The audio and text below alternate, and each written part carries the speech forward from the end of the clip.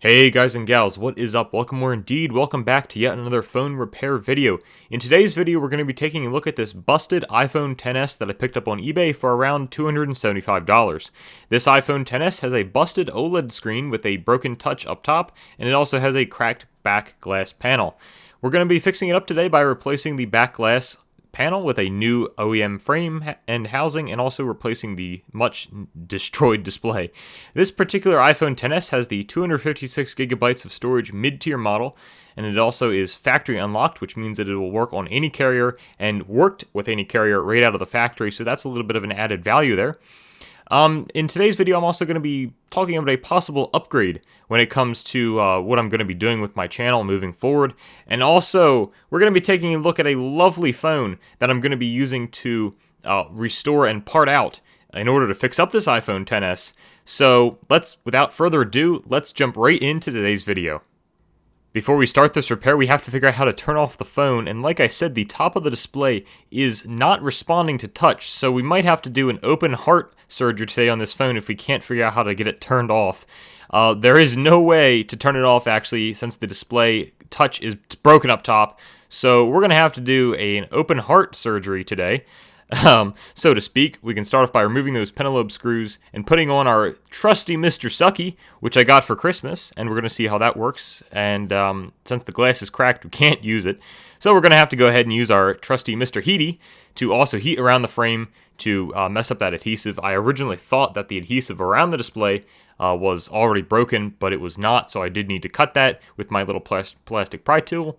Once that adhesive is broken, we can go ahead and lift up on the screen and start to work to check out the internals. The battery looks to be in good condition, so that makes me quite happy. It is at 86% currently, so that's also a big bonus, kind of a much healthy change over our iPhone XS Max we did last time. So we can go ahead and take that bracket securing these screen ribbon cables off, and we can just set that guy right off to the side as we move to work to disconnect our screen. And just by flicking up on the earpiece sensor, we can go ahead and set that off to the side. I can pick up the glass that's on my desk from the screen. It was leaving little deposits of love all over my desk, so those were kind of cutting into my hands. And finally, once that's out of the way, we can take a look at our brand new display, which is actually not brand new. It is OEM used. I bought it on eBay. I always like to do that because I don't like to mess around with cheap OLED panels. So we can go ahead and get our lovely earpiece speaker off, which, of course, if you've ever known, seen another video, you can know that that is indeed paired to the phone for whatever reason. So if you remove that from the phone and replace it with another, Face ID won't work. I don't know why the earpiece speaker is tied to Face ID, but it is. We can go ahead and turn our attention next to the battery with the battery pull tabs. Now, I gotta tell you, with these little suckers, that usually ends up going really well or really terrible. So luckily, as I was recording this, it actually ended up going pretty well. You can see how they come out very nice. The top one didn't break, which was a very big relief, but the harder part down here when dealing with these battery pull tabs is indeed the bottom, which is hard because there's no good angle that you can get, so you have to take out the Taptic engine and the earpiece, or the bottom speaker, which we have to take out the Taptic engine anyway to replace it. So once those are out, we can go ahead and take a look at the bottom battery pull tabs, and I want to let you listen. Just listen very faintly to the lovely noise that these suckers make. They do indeed make a gem of a noise, so let's go ahead and take a listen here.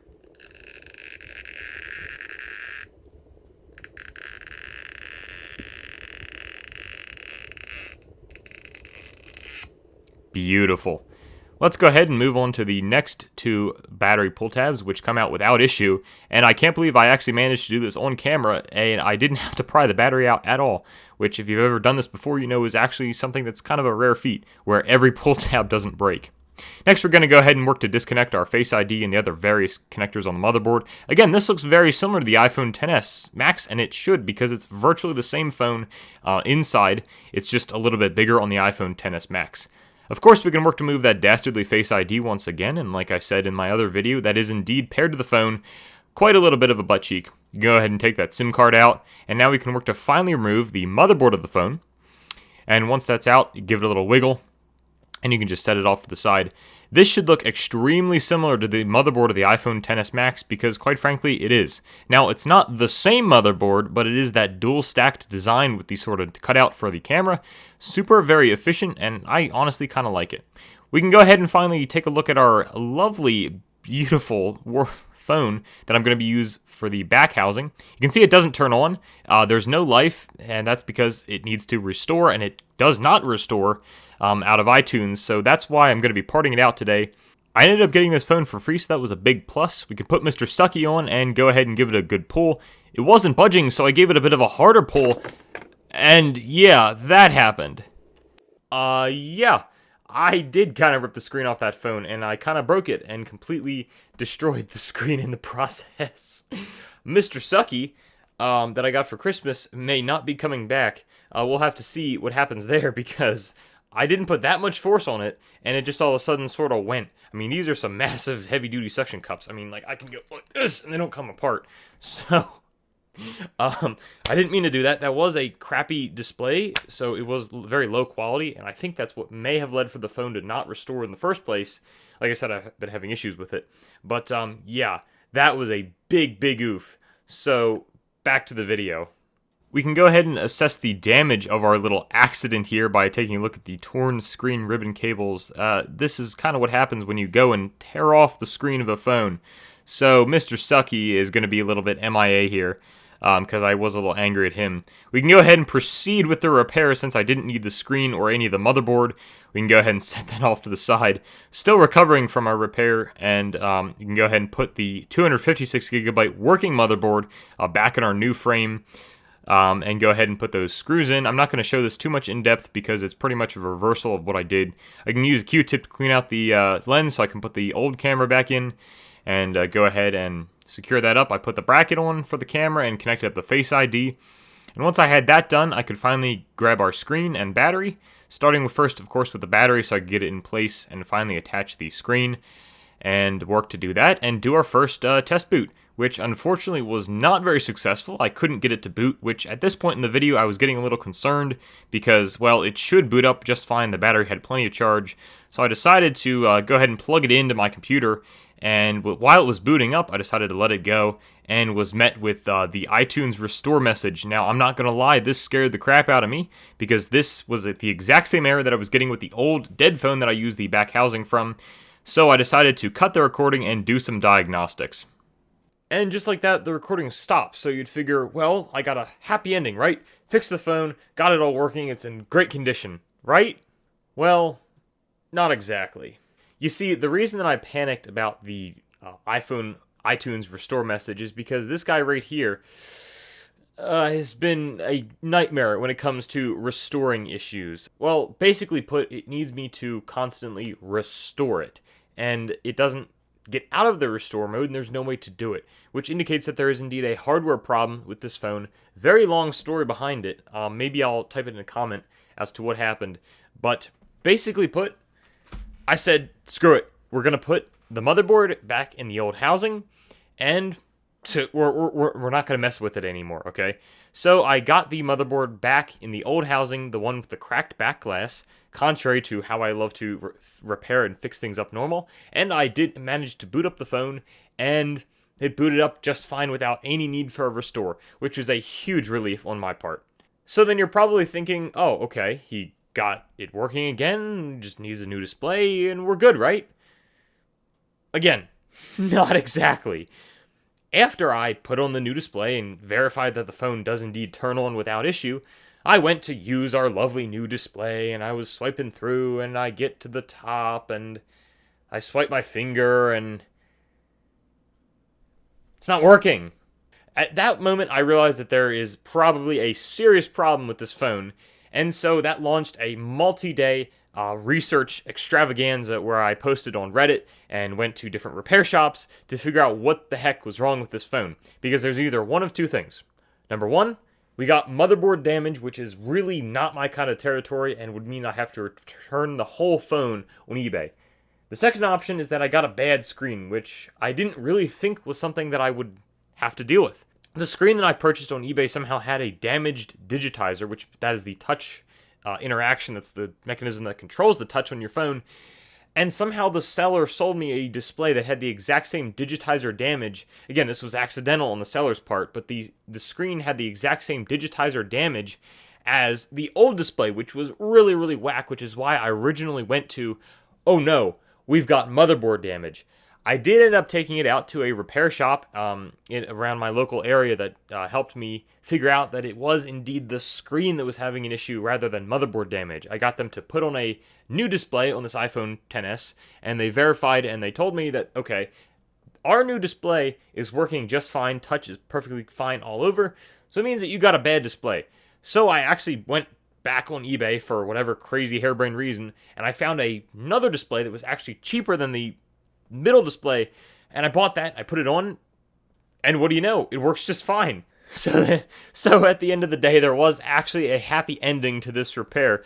Thank goodness. You're probably wondering what I'm going to do with this guy right here. And honestly, I would love to convey to you the issues that I've had with this phone. And you know what? I think that should be another video. So stay tuned where I go over the whole story behind this iPhone XS. And dare I say, I'm not one to believe in ghosts or anything like that, but I feel like this is kind of cursed. And so the video that I hopefully want to do soon will go over the whole adventure that I had surrounding this guy and why I think I'm going to end up yeeting this back housing on eBay instead of using it for this iPhone XS repair. So now that I've gotten the phone at least mostly fixed up, I'd like to go over why I decided to do this and why I'm just sort of going on a limbo. You notice that I didn't do things like apply the waterproofing seal. I didn't bother to replace the battery. Well, this should explain at least some of that. For quite a few videos, I have found comfort in my own personal phone, my Samsung Galaxy Note 9, to both do audio and to record video. But the thing is that recording video, especially 1080p 60 and up to 4K 60 video, does get really hard on your phone's camera and on your battery. The heat from the camera and all the processing does indeed start to degrade your battery after a while. And honestly, I love my Note 9 a lot, and I would like to keep it at least for another year or maybe even more. And I don't really feel like replacing the battery if I can do things to prevent any unnecessary wear. And it's been doing great so far, and I would really not like to continue that and like to keep it at a good capacity. So then, why an iPhone, right? That's kind of hypocritical. I love Samsung phones, and I love Android, and I really don't like iPhones. So then why am I using an iPhone to record video? Well, quite frankly speaking, up until about a couple months ago, I didn't know that it would be a viable option. You see this guy right here? This is a microphone. And not only is this a microphone, but this microphone is plugged into the iPhone that I'm using to record. I didn't think that they could do that. I've always thought that you would have to use an Android phone, would allow the use of an external mic through the USB-C port while you're recording video. But the crazy thing is that I've actually had more trouble trying to hook up my microphone and get the camera app to recognize an external microphone on Android, which always supports any microphone, than an iPhone, which just so happens to support my Blue Yeti that I bought a couple of months ago. So, I mean, it's a win there, which means good audio quality, but it's just a whole mess of things that I figured, yeah, might as well use an iPhone.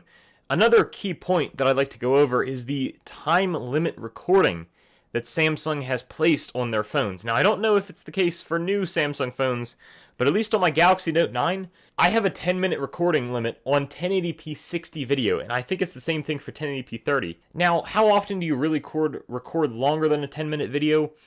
That's up for debate, but for someone like me who needs to record long sessions for a long period of time, well, I would like to have unrestricted recording, and that's not something that I can do through Samsung. So the only other option for me really is an iPhone. And again, if I can buy something that I can then resell this iPhone XS later down the line, that would be fantastic. And the thing is, I know where it's been. I've replaced it. I'm just going to let the battery sort of wear out. I don't care if the battery gets bad because I'll just replace it. And even the back glass, like, you know, I don't need to fix that for me to use it. I'd like to fix it eventually, but I don't need to do it. Before you get in the comments saying like, oh, Samsung or iPhone has better camera, shut your face. I've seen both using this iPhone XS to record video and my Galaxy Note 9 that they each have their own strengths and differences. The iPhone has a little bit more noise, but has a little bit better exposure. This has much less noise, but doesn't really expose everything the best. You get kind of light and dark spots. And anyway, we're not going into that discussion. That's it for today's video. If you enjoyed, please check out the XS Max video. They're very similar, two very similar phones. But if you liked the video, please consider checking out my channel. But as always, guys, thank you so much for watching, and I just hope that you have a wonderful, wonderful day.